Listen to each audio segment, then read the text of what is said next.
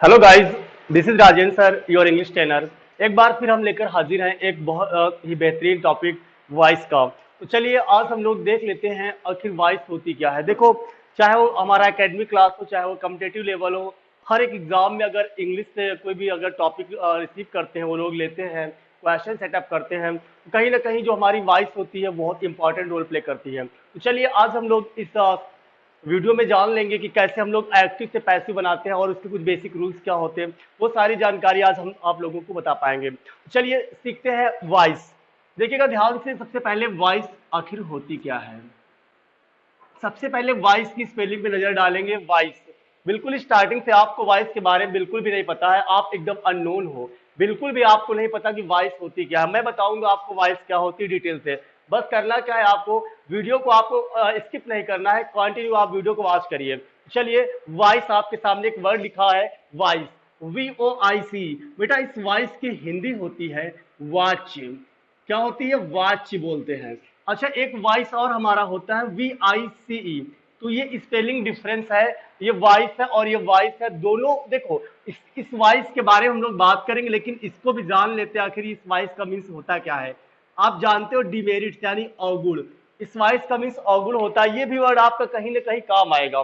जैसे हमारे होमोफोन्स होते हैं जिन्हें आप कॉम्पिटेटिव क्लासेस में कंफ्यूजिंग वर्ड के नाम से जानते हैं ना, वो हमारे वॉइस वॉइस हो जाएगा। तो चलिए इसकी बात हटाते हैं हम लोग और आगे देख लेते हैं कि हमारा जो वॉइस है वॉइस उसमें डिफरेंस क्या हो गया। तो चलिए आगे बढ़ते हैं हम लोग थोड़ा सा और देखते हैं वॉइस। वॉइस होता क्या है, देखिए ध्यान से। There are two types of voice. बेटा वॉइस दो प्रकार के होते हैं। First one is called active voice and second one is called passive voice. अब ये जरूरी होता जानना कि एक्टिव वॉइस क्या होता है और पैसिव वॉइस क्या होता है। देखिए, the sentence in which we give importance to subject that is called active voice and the sentence in which we give importance to object that is called passive voice. यानी एक ऐसा sentence जिसमें हम subject को importance देते हैं, काम करने वाले व्यक्ति को हम प्रधानता देते हैं, वो हमारा सेंटेंस एक्टिव वॉइस का कहलाता है। और एक ऐसा सेंटेंस जिसमें हम ऑब्जेक्ट को इंपॉर्टेंस देते हो हमारा पैसिव वॉइस कहलाता है। देखिएगा, बनाने से पहले हम लोग ये जानते हैं, यानी एक्टिव से पैसिव बना लेंगे, लेकिन अगर कोई ने आपसे क्वेश्चन ये पूछ लिया हम पढ़ते क्यों है एक्टिव पैसिव। देखिएगा, एक्टिव पैसिव इसलिए पढ़ा जाता है, ये ट्रांसफॉर्मेशन का टॉपिक होता है, ठीक है। और ट्रांसफॉर्मेशन बोलता है to change sentence from one grammatical form to other without changing itself, that is called transformation। तो ट्रांसफॉर्मेशन में होता क्या है, मैं बताना चाह रहा हूं आपको कि वास्तव में वॉइस होती क्या है, पहले वो जानते हैं। देखिएगा, ग्रामर की एक फॉर्म से दिए हुए सेंटेंस को ग्रामर की दूसरी फॉर्म में बदल दो और शर्त यह है उसका अर्थ न बदलने पाए, यही ट्रांसफॉर्मेशन है। और ट्रांसफॉर्मेशन का ही एक पार्ट होता है वॉइस। देखिए एग्जाम्पल के माध्यम से, जैसे लिखा है I write a letter. I write a letter, जब आप इसे पैसिव वॉइस बनाते हो तो आप यही करते हो ना, a letter is written by me. अच्छा ये बताइए, ये एक्टिव वॉइस का सेंटेंस था और ये पैसिव वॉइस का, इसमें डिफरेंस क्या हुआ। ऊपर कहा गया आई राइट ए लेटर, मैं एक पत्र लिखता हूं, और नीचे कहा गया a letter is written by me, एक पत्र मेरे द्वारा लिखा जाता है। तो हुआ क्या, कुछ नहीं हुआ, ग्रामर की एक फॉर्म से दूसरी ग्रामर की फॉर्म में बदल दिया गया, मीन्स दोनों का वही है। मैं एक पत्र लिखता हूं, चाहे मैं कहूं एक पत्र मेरे द्वारा लिखा जाता है। यानी पैसिव वॉइस में पोलाइटनेस दिखती है। अगर मैं कहूं आई टीच यू इंग्लिश, मैं तुम्हें अंग्रेजी पढ़ाता हूं, I upload video on YouTube every day, इसमें कहीं ना कहीं प्राउड दिखता है। लेकिन अगर मैं ये कहूं English grammar is taught by me and every day a video is uploaded on YouTube by me, तो इसमें बेटा पोलाइटनेस दिखती है। तो पैसिव वॉइस में बात अगर हम लोग करते हैं वो पोलाइटनेस को शो करता है, इसीलिए पैसिव वॉइस हम लोग पढ़ते हैं। जान गए पैसिव क्यों पढ़ते हैं। अब जानते हैं पैसिव वॉइस जो हमारी दो प्रकार की होती है। अगर हम बेसिक में बात करें, मैंने ऐसे बता दिया कि the sentence in which we give importance to subject that is called active voice and the sentence in which we give importance to object that is called passive voice. Okay, लेकिन हम अपनी देसी भाषा में अगर बात करें एक्टिव पैसिव होता क्या है, तो वो कैसे देखेगा। कभी भी कोई सेंटेंस आपसे बोले कोई, उसमें काम करने वाले व्यक्ति को अगर दिखाया जा रहा है, उसका नाम लिया जा रहा है, वो हमारा एक्टिव वॉइस हो जाएगा। लेकिन अगर नाम नहीं लिया जा रहा वो पैसिव वॉइस का। देखा होगा हम लोग जाते हैं और मार्केट में देखते हैं एक बोर्ड लगा होता है, यहाँ पर कटे फटे जले नोट बदले जाते हैं। आखिर उसमें लिखा होता है कि कौन बदलता है ना, नहीं लिखा होता है। मीन्स काम करने वाले व्यक्ति गायब होता, वो सेंटेंस किसका हुआ, पैसिव वॉइस का हुआ। दोस्तों का नाम नहीं लेते हम लोग और कहते हैं समोसे खाए जा रहे हैं। समोसे को बेटा रिजॉल्व बोलते हैं, इंग्लिश में अगर ना पता हो तो RESSOL, रिजॉल्व समोसा बोलते हैं। ठीक, तो समोसे खाए जा रहे, कौन खा रहा पता नहीं ना, तो यहाँ पे सेंटेंस क्या हुआ, पैसिव वॉइस का हुआ। या कोई और एग्जांपल ले लो, हम लोग घर जाते हैं और बोलते हैं एक ग्लास पानी लाया जाए। पहले के राजा महाराजा क्या बोलते थे, मेरा घोड़ा सजाया जाए। यानी काम करने वाले व्यक्ति को जहां पर दिखाया ना जाए, सेंटेंस किसका हुआ, पैसिव वॉइस का। और एक्टिव वॉइस में काम करने वाला व्यक्ति होता है। तो हम लोगों ने जाना कि there are two types of voice, first one is called active voice and second one is called passive voice. Active voice क्या होती, पैसिव वॉइस क्या होती, ये जान गए। चलिए आगे बढ़ते हैं थोड़ा सा और देखते हैं कि इसके आगे जो हमारा एक्टिव पैसिव का जो बेसिक रूल्स है वो क्या है। देखिए एक्टिव पैसिव के जो कुछ बेसिक रूल्स होते हैं वो जान लेते हैं, उसके बाद हम लोग आगे बढ़ेंगे। देखिए कुछ बेसिक रूल्स वो क्या है, सुनिएगा ध्यान से।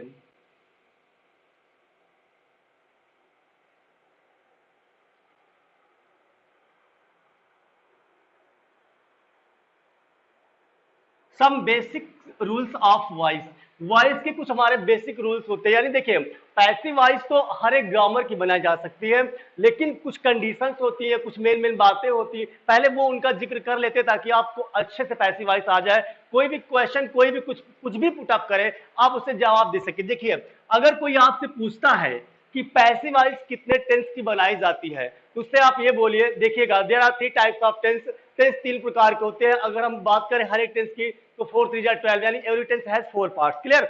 तो उनमें 8 टेंस की पैसिव वॉइस बनती, कितने बेटा, 8 टेंस की पैसिव वॉइस बनती है, बाकी 4 टेंसेस की पैसिव वॉइस नहीं बनती है। बस इतना ही लोग बताते हैं। अगला क्वेश्चन मैं बता रहा हूं क्यों नहीं बनती है। किसी ने आपको ये नहीं बताया होगा, बस टीचर्स ने आपको बताए होंगे 4 टेंस की पैसिव वॉइस नहीं बनती है, 8 टेंस की बनती है, लेकिन वो ये नहीं बताते क्यों नहीं बनती। आइए हम दिखाते क्यों नहीं बनती है। आपने इनका नाम सुना होगा, एक वर्ब है बी, सुना है, और इसकी फॉर्म्स अलग अलग होती हैं। अगर हम बात करें फर्स्ट फॉर्म की तो इज एम आर होती है, इसकी सेकंड फॉर्म की बात करें तो वाज वर होती है, और थर्ड फॉर्म की बात करें तो बीन होती है, आईएनजी फॉर्म की बात करें तो बीइंग होती है।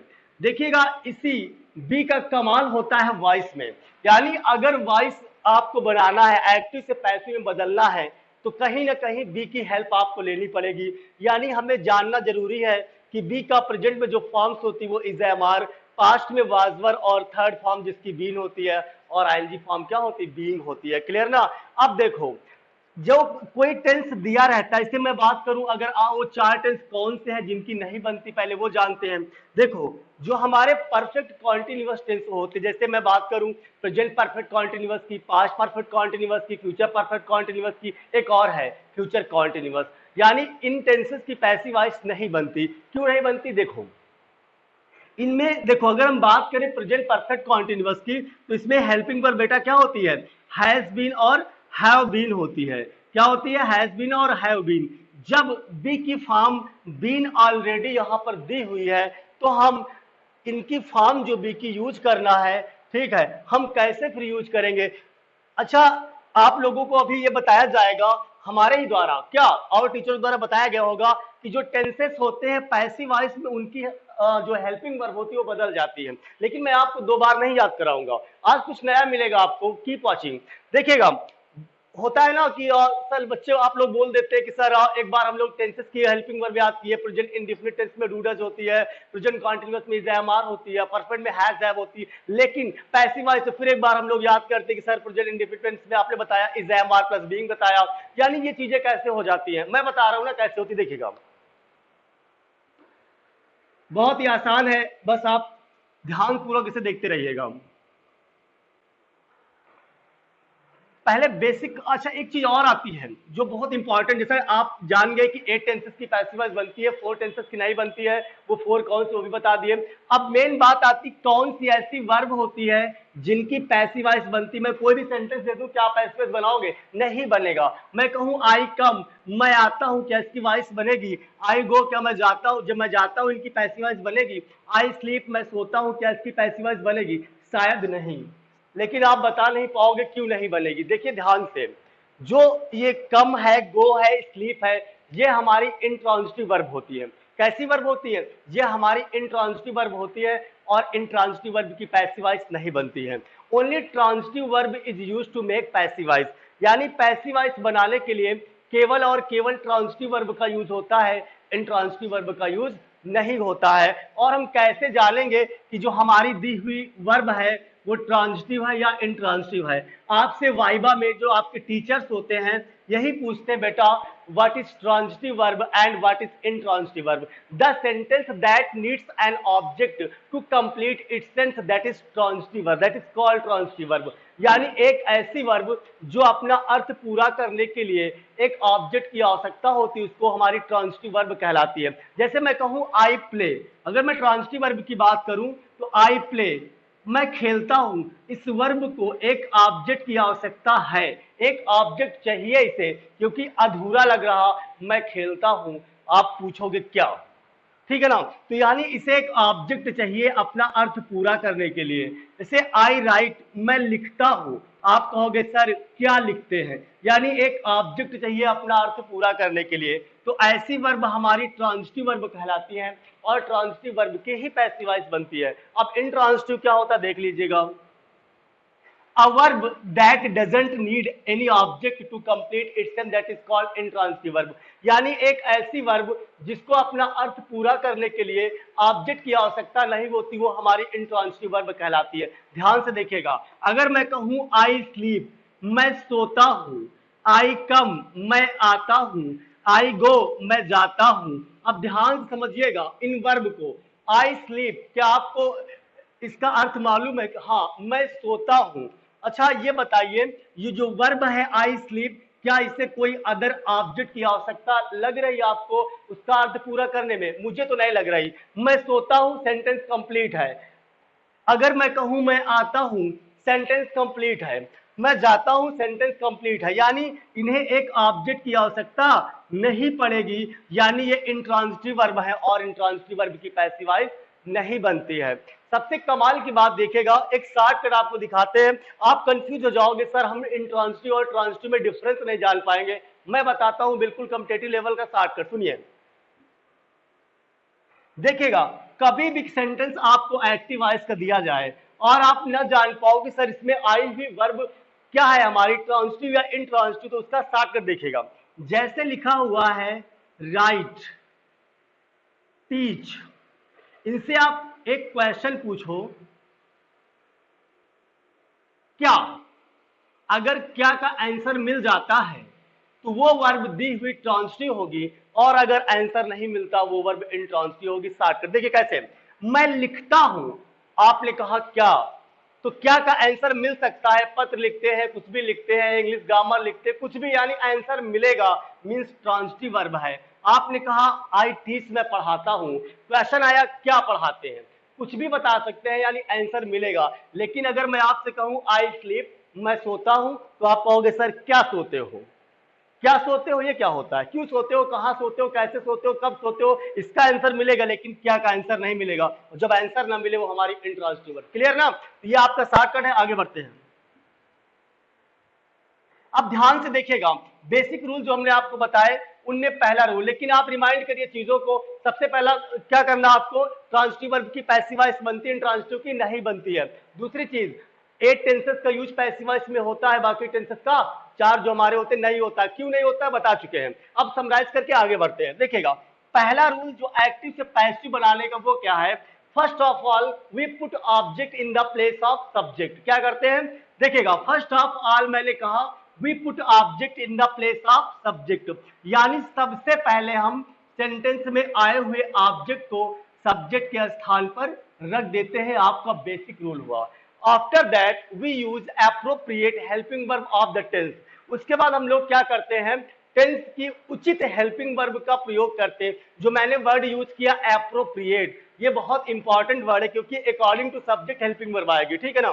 तो हम लोग क्या करते हैं कि उसके बाद we put an object in the, sorry, उसके बाद हम लोग क्या सीखेंगे, उसके बाद हम लोग सबसे पहले हम लोग क्या करेंगे, first of all we put an object in the place of subject, after that we use appropriate helping verb of the tense. और हेल्पिंग वर्ब लगाने के तुरंत बाद हम लोग क्या करते हैं, तुरंत एक्शन थर्ड का यूज करते हैं। अब ये एक्शन थर्ड क्या होता है देखिएगा, वर्ब की थर्ड फॉर्म को ही एक्शन थर्ड बोलते हैं। यानी बहुत सारे ऐसे वर्ड होते हैं जो हम अमेरिकन में बोलते हैं, और हम लोग तो वैसे ब्रिटिश इंग्लिश पढ़ते हैं, तो अमेरिकन वर्ड्स भी आपको आने चाहिए। अमेरिका में वर्ब की थर्ड फॉर्म नहीं, एक्शन बोलते हैं। क्या बोलते हैं, एक्शन। वर्ब को ही एक्शन बोलते हैं। जब मैं बोलूं एक्शन तो फर्स्ट फॉर्म, एक्शन सेकंड तो सेकंड फॉर्म, एक्शन थर्ड तो थर्ड फॉर्म। चलिए, तो हम लोग किसका यूज करेंगे, एक्शन थर्ड का यूज करेंगे, यानी वर्ब की थर्ड फॉर्म का।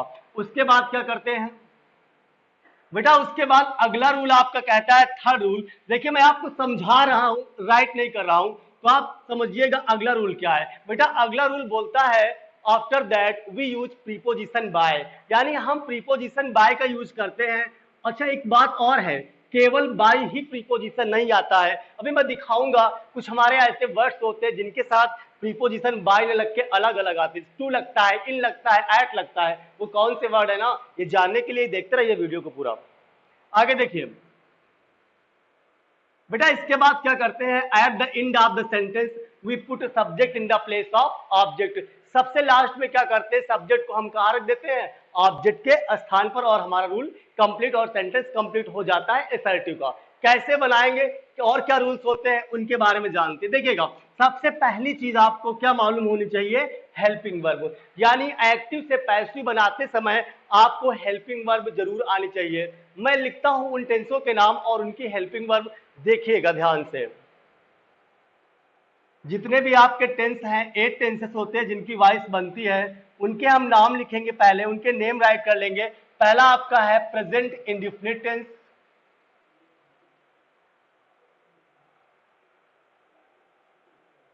बेटा दूसरा कौन सा आपका जिनकी बनती है, प्रेजेंट का कॉन्टिन्यूअस टेंस। अगला कौन सा है, प्रेजेंट कॉन्टिन्यूअस के बाद प्रेजेंट का कौन सा, बेटा प्रेजेंट का परफेक्ट टेंस होता है। कौन सा होता है, प्रेजेंट परफेक्ट टेंस होता है। उसके बाद बेटा पास्ट इंडेफिनिट तुरंत आ जाता है, पास्ट का इंडेफिनिट, INDEFINIT स्पेलिंग देख लेना, इंडेफिनिट टेंस, पास्ट का इंडेफिनिट। और अगला होता है आपका पास्ट का कॉन्टिन्यूअस टेंस। कौन सा है, पास्ट का कॉन्टिन्यूअस टेंस। और नेक्स्ट है आपका पास्ट का परफेक्ट टेंस। और बेटा इसके बाद फ्यूचर में आते हैं। सबसे पहले फ्यूचर का इंडेफिनिट होता है,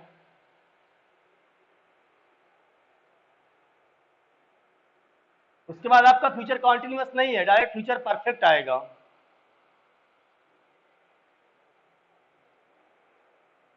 अब ध्यान से देखिए, इतने टेंस की वॉइस बनती है, लेकिन जो हम एक्टिव से पैसिव बनाते हैं उनमें हेल्पिंग वर्ब क्या आती है। देखिए हम पहले वो चीजें सीख रहे हैं जो एक्टिव से पैसिव बनाने में काम आएगी। क्योंकि कोई भी काम करते हैं, अगर मुझे खाना भी बनाना हुआ तो हम लोग क्या करते हैं, सबसे पहले हम उन चीजों को पहले अपने पास रख लेते हैं जो खाना बनाने में काम आती है, यानी कलेक्शन करते हैं उन चीजों का जो उनमें नीड्स होगी। हम वही कर रहे हैं, उन चीजों को जान रहे हैं, उनके बारे में जान रहे हैं जो एक्टिव से पैसिव बनाने में काम आएंगी। ठीक है, तो आगे बढ़ते हैं और देख लेते हैं कुछ आगे। देखिए बेटा ध्यान से, जो हमारा सेंटेंस है प्रेजेंट इंडेफिनिट टेंस का, इसमें जो हेल्पिंग वर्ब है वो हमारी होती है इज, एम, आर। कौन कौन सी, इज, एम, आर। बेटा प्रेजेंट कॉन्टिन्यूअस टेंस में क्या होती है, is, am, are plus being, क्या ऐड हो जाता है, बीइंग।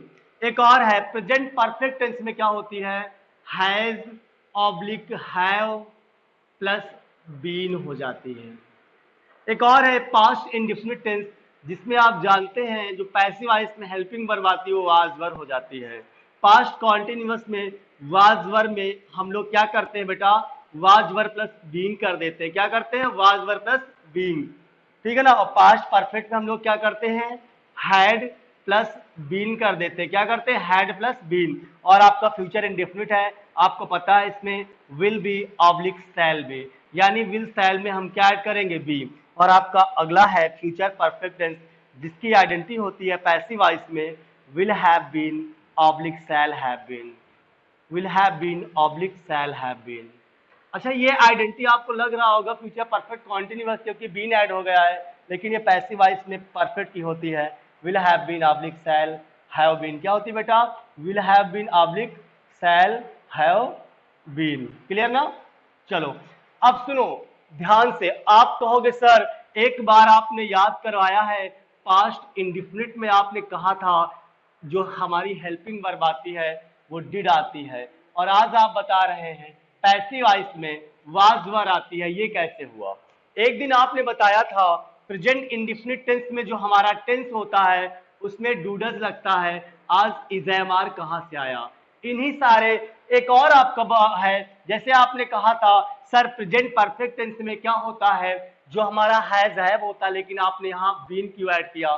तो चलिए जान लेते हैं हम लोग इसका शॉर्टकट। देखो रटना नहीं है, हमें चीजों को समझना है, ठीक है ना, ताकि चीजें एक बार अगर अच्छे से आपको उनका कॉन्सेप्ट क्लियर हो गया तो आप उन्हें बेहतरीन तरीके से बना पाएंगे, एक्टिव से पैसिव चेंज कर पाएंगे, ठीक है ना।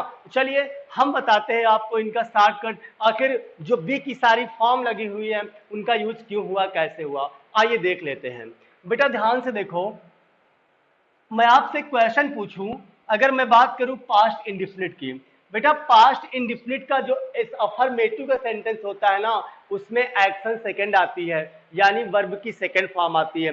जैसे देखो सबसे बड़ी बात यह है, आपको एक्टिव पैसिव पढ़ने से पहले टेंस पढ़ना जरूरी होता है, ठीक है, तो आप टेंस अच्छे से रिवाइज कर लीजिए, अगर उनकी हेल्पिंग वर्ब आपको नहीं आती वो हेल्पिंग वर्ब आप याद कर लीजिए, तभी इस पैसिव वॉइस के जो टॉपिक है आप समझ पाओगे। क्लियर ना? तो वो चीजें आपको बेसिक क्लियर होनी चाहिए, आई होप आपको क्लियर होंगी। प्रेजेंट इंडिफिनिट टेंस में अगर हम बात करें तो देखो इज़ैम आर आया है, क्यों आया सुने ध्यान से, एक वर्ड बोलने जा रहा हूं, उस वर्ड को आपको ध्यान से समझना है, और वही वर्ड आप समझ गए तो ये सारा हेल्पिंग वर्ब आपको एक मिनट में याद हो जाएंगी।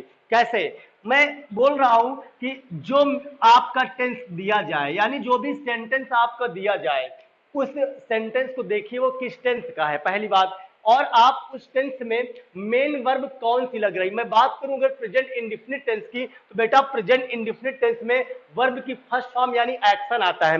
वो अलग बात है कि जब हमारा सब्जेक्ट सिंगुलर होता है तो वर्ब में एस या यस लगाते हैं, लेकिन वर्ब की फर्स्ट फॉर्म ही तो आती है। तो बेटा वर्ब की फर्स्ट फॉर्म आई है प्रेजेंट इंडिफिनिट टेंस में, इसीलिए पैसिव वॉइस में बी की फर्स्ट फॉर्म ऐड हो गई इज एम आर, और यही मैंने आपको बताया था थोड़ी देर पहले कि बेटा बी की फर्स्ट फॉर्म क्या होती, इज एम आर होती है।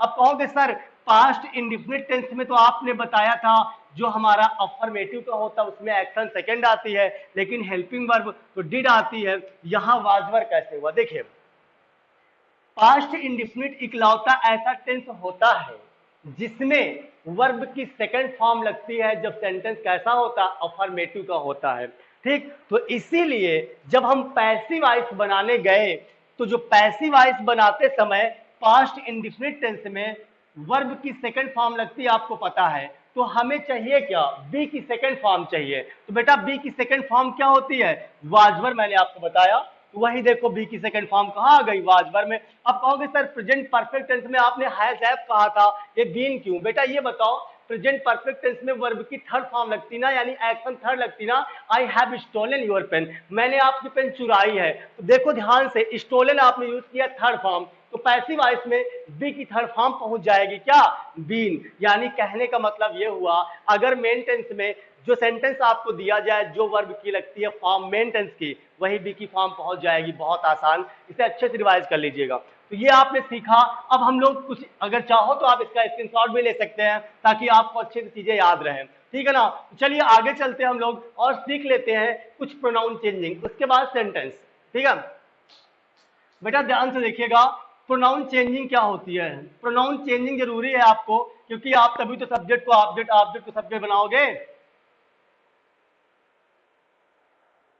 बेटा देखिए ध्यान से, जो हमारा प्रोनाउन चेंजिंग है वो कैसे होती है।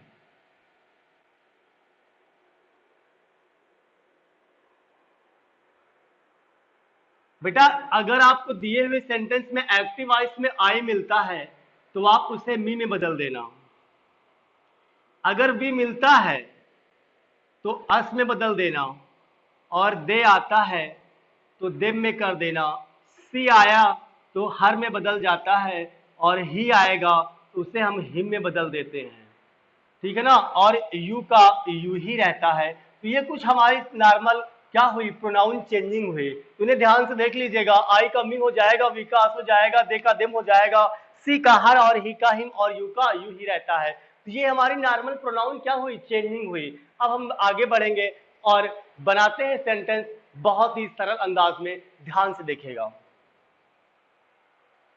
बेटा हम लोगों ने वो सारी चीजें जान ली हैं जो एक्टिव से पैसिव बदलने में काम आती हैं। बस हम तैयार हैं, हम रेडी हैं आपको एग्जाम्पल के लिए। तो ले चलते हैं एग्जाम्पल की दुनिया में आपको और दिखाते हैं बहुत ही प्यारे एग्जाम्पल। तो एग्जाम्पल्स की बात करें तो कुछ एग्जाम्पल्स लिखते हैं और कैसे बदलते हैं वो आप देखिएगा।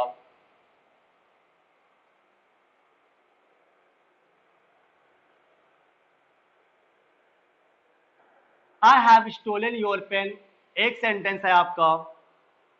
दूसरा सेंटेंस आपका है I bought a pen from the market.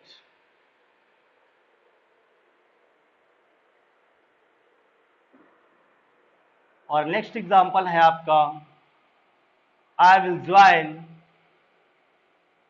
कॉग्नेडू। और आपका नेक्स्ट एग्जाम्पल है दे आर, सब्जेक्ट बेटा यहां चेंज कर लेते हैं, यू कर लेते हैं क्योंकि सब्जेक्ट कई हो गए एक तरह से। ही बॉट कर लेते हैं, यहाँ पे ये कर लेते हैं, यहाँ पे कुछ भी कर लेंगे, ही सी कर लेते हैं। सी इज टीचिंग इंग्लिश। ठीक, ये आपके सामने कुछ सेंटेंस हमने लिख दिया है, सेंटेंसेस को और इनकी पैसिव वॉइस बनाना हमें बेटा बहुत आसान तरीका है, कुछ नहीं करना। जो मैंने आपको रूल्स बताए, जो कंडीशंस बताई, उन्हें फॉलो कर देना है और आपका पैस बन जाएगा। आइए देखते हैं कैसे।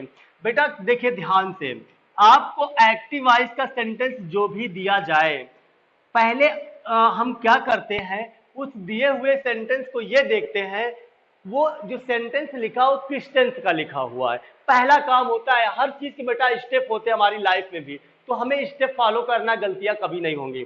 सबसे पहला काम है हमें ऑब्जेक्ट की तलाश में जाना।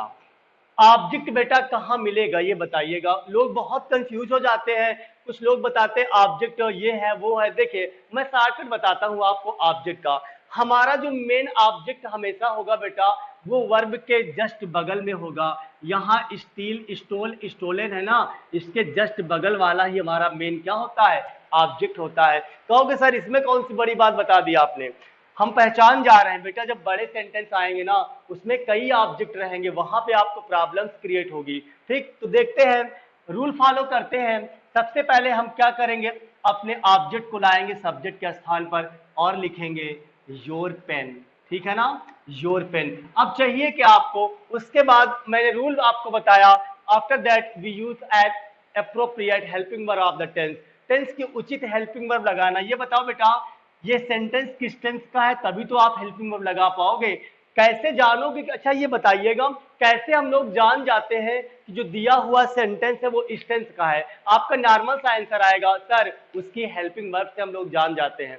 सही बताया आपने, लेकिन अगर हेल्पिंग वर्ब ना दी हो तो क्या है, हमें दो टेंस में गेस करना है। वो या तो प्रेजेंट इंडिफिनिट होगा बेटा, या तो क्या होगा, पास्ट इंडिफिनिट होगा। प्रेजेंट इंडिफिनिट टेंस होगा तो क्या होगा, उसमें कहीं ना कहीं आपको एस या एस या वर्ब की फर्स्ट फॉर्म देखने को मिल जाएगी, और अगर पास्ट इंडिफिनिट का होगा तो वर्ब की सेकंड फॉर्म देखने को मिल जाएगी। क्लियर ना।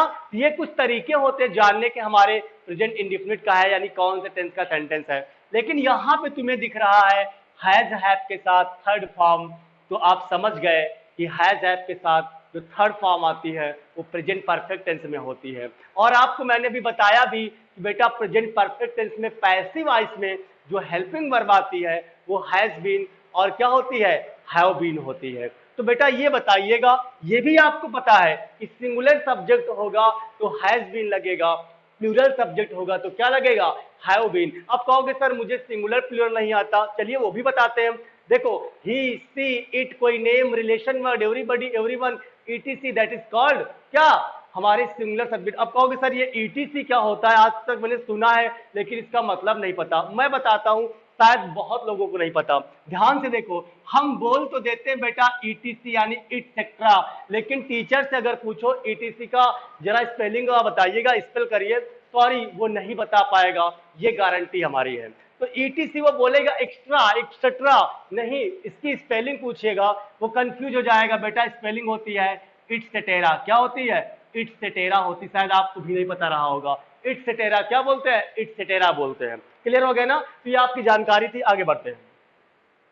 तो आप समझ गए ना, तो यहाँ पे सिंगुलर सब्जेक्ट के साथ हैज और प्लूरल के साथ हैव यानी बीन को ऐड करते हुए, और प्लूरल में कौन कौन आएगा, I, we, you, they and people, children and more than one, हमारे जानते हैं आप। चलिए बढ़ते आगे, योर पेन के अकॉर्डिंग क्या लगेगा, हैज बीन, तो बेटा बन गया योर पेन हैज बीन। बेटा उसके बाद एक्शन थर्ड यूज करना है, वर्ब की थर्ड फॉर्म ऑलरेडी दी हुई, कोई प्रॉब्लम से नहीं, हमें स्टोलन कर लेंगे, उसके बाद प्रीपोजिशन बाय का यूज करके सब्जेक्ट को ऑब्जेक्ट के स्थान पे ले जाएंगे, आई जो लिखा वो क्या बन जाएगा, मी में, क्योंकि अभी आपको मैंने प्रोनाउन चेंजिंग बताई। सेंटेंस बना क्या, your pen has been stolen by me, ऊपर कहा गया मैंने आपकी पेन चुराई है, और नीचे कहा गया कि तुम्हारी पेन मेरे द्वारा चुराई गई है। समझ गए ना, आगे बढ़ते हैं। He bought a pen from the market, बेटा बताइएगा इसमें क्या करें, यानी ऑब्जेक्ट कहाँ तलाशें। मैंने कहा वर्ब के बगल में आपका ऑब्जेक्ट है ए पेन, ले आइए ए पेन। अब कहोगे सर फ्रॉम द मार्केट नहीं है क्या, बेटा ये अदर वर्ड है, क्या है, अदर वर्ड है, तो ले आओ एक जरा उसको ए पेन को। बेटा जब हम ए पेन लेके आए तो उसके बाद हमें चाहिए हेल्पिंग वर्ब। अब कहोगे सर हेल्पिंग वर्ब मुझे टेंस समझ में नहीं आ रहा, अरे मैंने अभी तो बताया आपको कि हेल्पिंग वर्ब ना दी हो तो दो टेंस में गेस करो, या तो दिया हुआ सेंटेंस प्रेजेंट इंडेफिनिट का होगा या तो पास्ट का, सेकंड फॉर्म आई पास्ट का हो गया, और पास्ट मैंने आपको बताया हेल्पिंग वर्ब वाज वर आएगी, एक पेन के अकॉर्डिंग वाज आएगी, बिल्कुल क्लियर है। तो अपेन वाज, बेटा बाइक बॉट बॉट होती है, ब्रिंग ब्रॉट ब्रॉट होती है, टी स्टार्ट टाट होती है, क्लियर। इन वर्ब की थर्ड फॉर्म को आप अच्छे से याद कर लीजिए। तो ए पेन वाज बॉट, आगे देखो दो तरीके होते हैं, चाहो तो वर्ब की थर्ड फॉर्म यानी एक्शन थर्ड यूज करके आप फ्रॉम द मार्केट लिख लो, या बाई पहले लगा लो, जो आपको बेटर लगे। फिलहाल पहले लिखते हैं bought from the market, by किसके द्वारा बेटा, बाई ही का क्या हो जाता है, हिम, क्लियर ना। ऊपर कहा गया मैंने उस he bought a pen from the market, उसने बाजार से एक क्या खरीदी, पेन, और नीचे कहा गया ए पेन वाज बॉट, एक पेन को खरीदा गया फ्रॉम द मार्केट बाजार से, बाय हिम उसके द्वारा।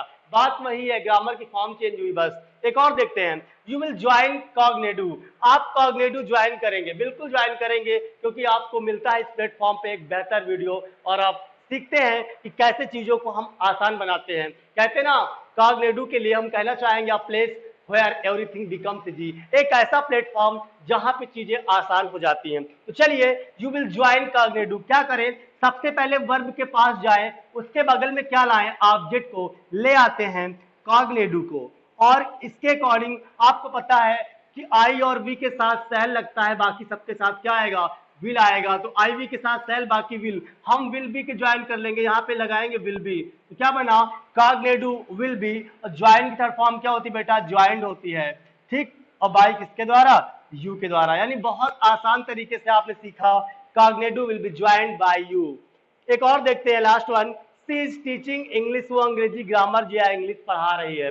बेटा सबसे पहला काम क्या होता है, एक्टिव वॉइस सेंटेंस को आप ऑब्जेक्ट की तलाश में जाइए, मिलेगा कहां, वर्ब के जस्ट बगल में, कहां मिलेगा, वर्ब के बगल में। और बेटा आपका ऑब्जेक्ट कौन है, इंग्लिश, बेटा इंग्लिश के अकॉर्डिंग हम टेंस चेक करें कौन सा है, बेटा ये टेंस देखो इज एमआर के साथ आपको आईएनजी फॉर्म में लेना, इसका मतलब ये प्रेजेंट का क्या हो गया, कॉन्टिन्यूअस हो गया।